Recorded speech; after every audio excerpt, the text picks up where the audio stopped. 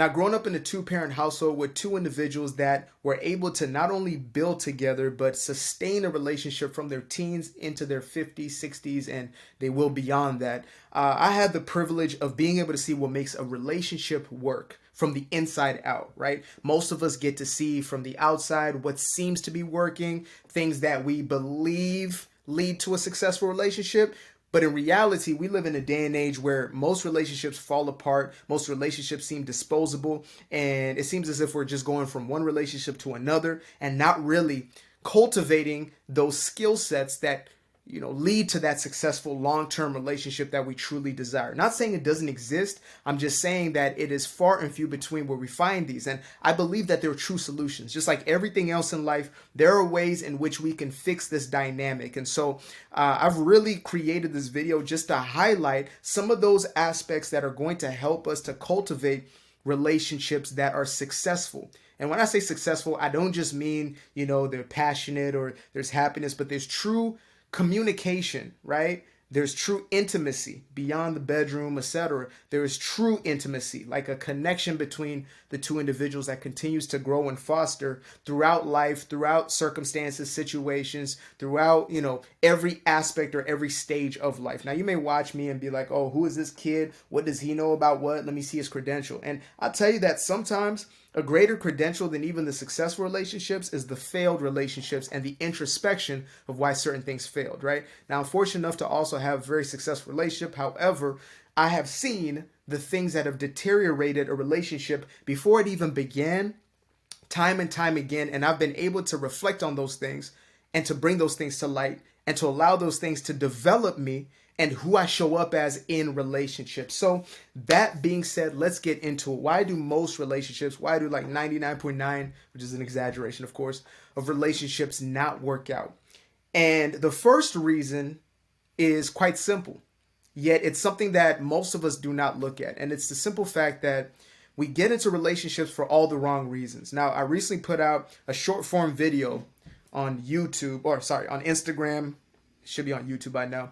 And it was highlighting the 6 or 7 reasons never to get into a relationship, right? Or if you get into a relationship for these reasons, these are the wrong reasons to get into a relationship, right? Number 1 is you feel lonely. Number 2 is you want to feel loved, seen, appreciated. Number 3, you want a better S3X life.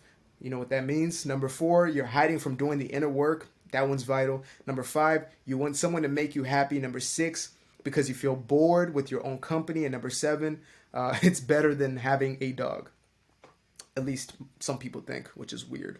That's hella weird. Anyway, yeah, so we get into these relationship dynamics because we're looking for something. We want something, right? We feel a lack, we feel a void, we feel some sort of dependency, right? There's a need that we desire to have filled, and we have been programmed and conditioned into believing that in order for us to have our needs met, we need to go out there. We need to find it out there. There's an external solution to our internal problems. So we go out and we start looking for somebody to fill that void of loneliness. We go out and look for somebody to fill that neediness, right? To fill that empty space, or to essentially masquerade or numb those emotions that we're hiding from.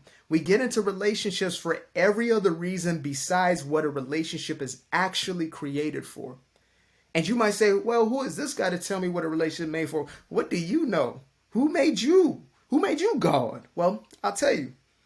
When you have experience after experience after experience after experience, a failed experiment, and you see those around you doing the very same thing, and then you start to finally have successes, and it's because you made specific changes, you start to realize that there are patterns. There's a process here. Everything in life has a process. And when you start to look at that process, you start to realize that there are actual real life solutions, and they're not that complex. They're not arithmetic. They are simple, basic algebra. Now, again, number 1, which is why we get in the relationship in the first place. When we get into a relationship from a place of neediness, a place of lack, a place of wanting something, we're essentially going in saying, I want something from you. Therefore, we want somebody to show up in a specific way that's going to quote unquote meet our needs. And therefore, we're also going to do the very same, right?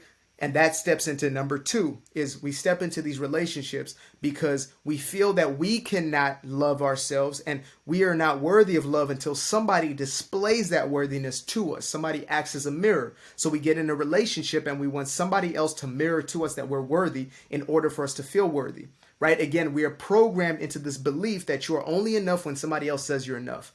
You're a kid and let's say you have a favorite hobby. Let's say you love to sing. So you sing, and you tell everybody you're so good, and they tell you, you know what? You should stop being so arrogant. You should stop being so cocky.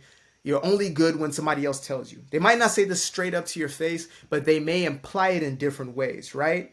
Humble yourself. Ways like that, real subtle ways. And so you start to quote unquote humble yourself, and you stop celebrating yourself. You stop telling yourself that you're gifted and you're talented in what you do. And instead you start waiting for the external world to tell you that you're good. And when it comes, you feel validated, you feel fed. But when it doesn't come, you go seeking it, and you go seeking it, and you go seek it. And if you don't find it, you start to do more extreme things to get it. Because that sense of internal validation, that mechanism has been shut off completely. And instead of doing what is natural, which is internally validating yourself, internally gratifying yourself, you're now seeking that externally.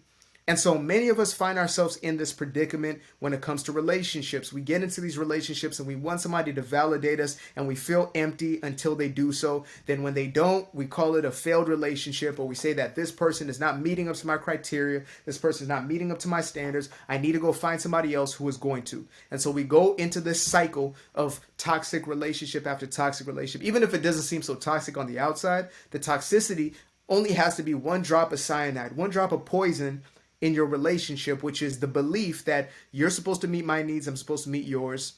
You're supposed to change who you are for me, I'm supposed to change who I am for you. And as soon as you do that, you sign that unwritten contract, there is a lack of authenticity between you two. And all of a sudden, you lose the relationship and you lose yourself within that relationship. And then that steps into reason number 3 that most relationships, almost all relationships fail, which is the losing of thyself. When you start to lose who you are in a relationship and you no longer know who you are without the other person, oftentimes referred to as codependency, you in essence lose part of yourself. And so the reason you got into the relationship in the first place actually loses its justification, right? You came in because you felt like you weren't whole. And so you try to get this person to fulfill you, or to be the completion of you. But now you feel even emptier. Now you feel even less than you came in before, because you again have given up a true part of yourself in order to mesh into this relationship. And now I'm not talking about, oh, don't compromise. Actually, I don't believe completely in compromise. I believe in a very different approach. Even that word, right? Giving up something or sacrificing. I don't believe in a sacrifice, but I do believe in a collaboration, in coming together to truly come to an agreement that works in the best interest of all people, right? But as far as we've been told basically to self-sacrifice, right? To put yourself on that altar, to put yourself on that cross, and to basically give yourself up for that relationship's sake.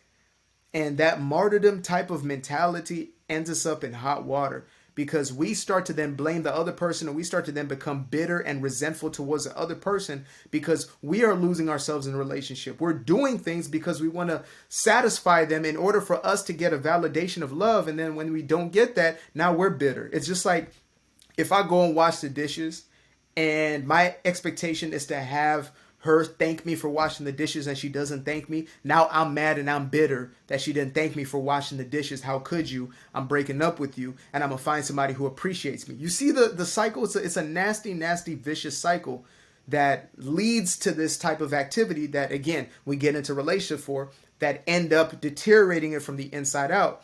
And these 3 factors that I just pointed out, all 3 of them are really setups for disaster. They are foundations that are shaky, right? It's like built on sand, if you know the analogy, like a house built on rock or a house built on sand as its foundation.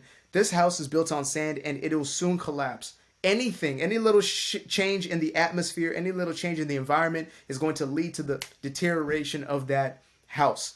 And so in order for us to build on a solid foundation, we need to build from an internal aspect of, we're going into a relationship to learn, to grow, to become the greatest versions of ourselves, to expand, to learn how to love internally and externally. And those are really all one when we get deeper into that concept, right?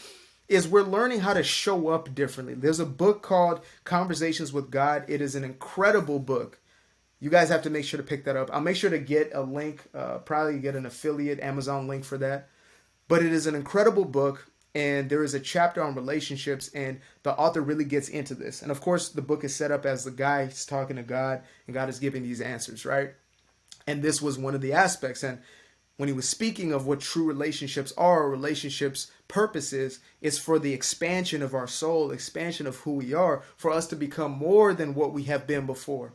That's the purpose of a relationship. The purpose of a relationship is not to find somebody who's going to make you happy. It's to find that joy within yourself. It's to cultivate that joy, cultivate that peace within yourself. Not to have somebody pet you on the back every time something goes wrong, but it's to learn how to actually be solid in that, right? When things go array, go astray, you're actually becoming a stronger personality. Now, does that mean that we stay in toxic relationships, in abusive relationships? Absolutely not. Even the book, it mentions like a chapter back and forth where the guy is asking, so I don't have to stay in these abusive, I don't have to take the disrespect, etc. Absolutely not. And I'm a believer in that as well, right? But once you start to cultivate that inner love, you'll start to see that you won't put up with those things in the first place. Yeah, you won't even get deep enough into that type of relationship. When you sniff that out, you use your discernment, you use your intuition, you will step away from those situations immediately. And so that's what we're looking to cultivate.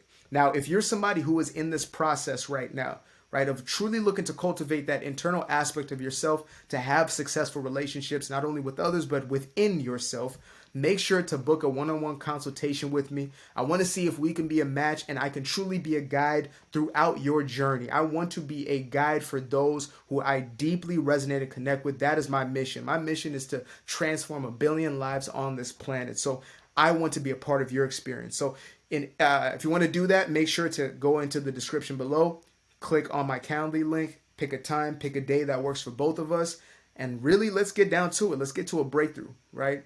Like there's no nonsense, there's no fluff, no marketing gimmicks here. It's just straight up awareness and solution. That's what we're doing here.